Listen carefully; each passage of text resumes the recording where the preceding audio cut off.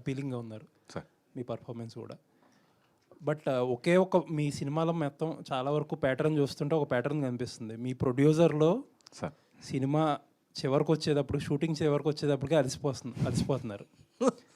ఈ pre wedding show time అయితే క్లియర్గా కనపడింది అది. ఇంకా దాని గురించి డీటెయిల్గా మాట్లాడుకునేది ఏముంది కానీ సార్, అంటే సినిమా మీకు ఎఫర్ట్కి తగ్గ రిజల్ట్ రావడంలో ఈ అలసట అనేది చాలా కీ రోల్ పోషిస్తుంది. ఏం చెప్తారు, ఏం జరుగుతుంది అసలు? నేను మీరు అన్నట్టుగా ఏది జానర్ మార్చాలి, ఎవ్రీ టైం కొత్త కనబడాలని నేను ఎప్పుడూ ప్రయత్నించలేదు సార్ ఇంతవరకు. నాకు మిగిలిన సినిమాలు ఇవి. బేసిక్ నేను చూస్ చేసుకోవాలి, అవి నన్ను చూస్ చేసుకున్నాయి. సో మసూదా అవ్వచ్చు, పరేషాన్ అవ్వచ్చు, ఇవన్నీ కూడా వాళ్ళు నన్ను చూస్ చేసుకున్నారు నేను రోల్కి సూట్ అవుతానని. నేను ఇంకా ఆ లగ్జరీ ఇంకా రాలేదు నాకు, నేను ఇదే చేస్తాను ఇది చేయను. ఏ రకంగా అయినా మంచిదే జరిగిందిలేండి. యా అది సార్, అది బ్లెస్సింగ్ ఇన్ డిస్గైజ్ ఏదో అంటారు కదా, అట్లా మంచిదే జరిగింది. సో ప్రొడ్యూసర్లు అంటారా, ఈ ప్రొడ్యూసర్స్ నన్ను చూస్ చేసుకున్నారు. అండ్ కథాపరంగా ఎంత అవసరమో, ఇప్పుడు ప్రీ వెడ్డింగ్ అన్నది చాలా క్యూట్ చిన్న సినిమా, దానికి ఎంత అవసరమో అంతే పెట్టడానికి ప్రయత్నించారు. అయితే ఈ భగవంతుడు అనేది ఇప్పటివరకు నేను చేసిన సినిమాలన్నింటిలోకి పెద్దది. నేను షూటింగ్లో ఆ ఇబ్బందుల గురించి మాట్లాడుతున్నా.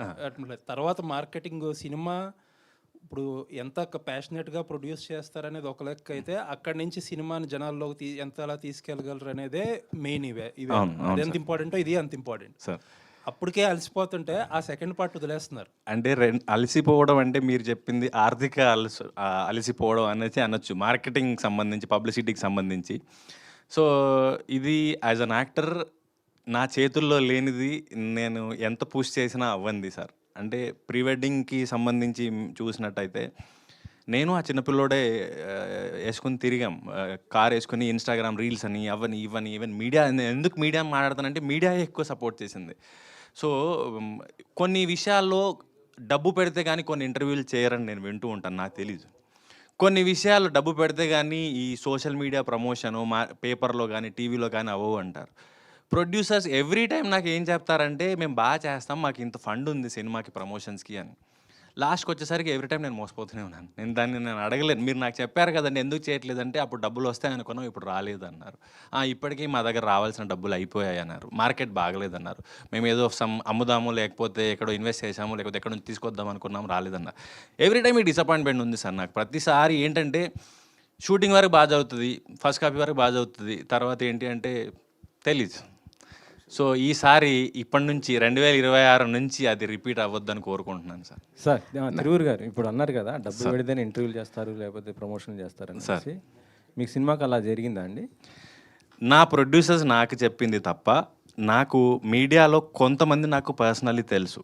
శివన్న నాకు పర్సనల్లీ తెలుసు, ఈ ప్రీ వెడ్డింగ్ వల్ల తను నాకు బాగా తెలుసు. ఇలా కొంతమంది నాకు సినిమాల వల్ల జార్జ్ రెడ్డి ఇంటర్వ్యూస్ అప్పటి నుంచి ఇప్పటి వరకు తెలుసు.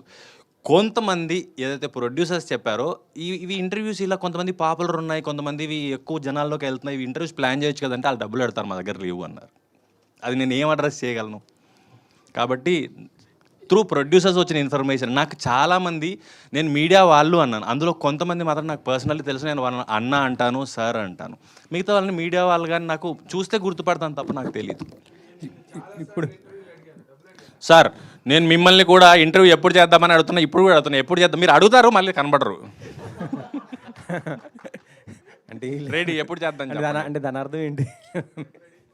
తిరువేరు దీనికి ఏంటంటే, దీనికి ఏంటంటే ఇక్కడ దీనికి ఎవరు తప్పలేదు, డిమాండ్ అండ్ సప్లై అంతే. మీరు ఇప్పుడు డిమాండ్లోకి వచ్చారు, ఇక నుంచి మీ ఇంటర్వ్యూలకి ఎవరు డబ్బులు అడగరు నాకు తెలుసు. మీరు ఇక నుంచి ఇంటర్వ్యూలు ఇద్దరు కానీ సార్ అప్పటికి కూడా మీకు ఇంకా అడుగుతున్నారంటే అది ఇంకా మీకు ఇంకా డిమాండ్ రావాలని మీరు అనుకోవాలి తప్ప అదేం ప్రాబ్లం కాదు.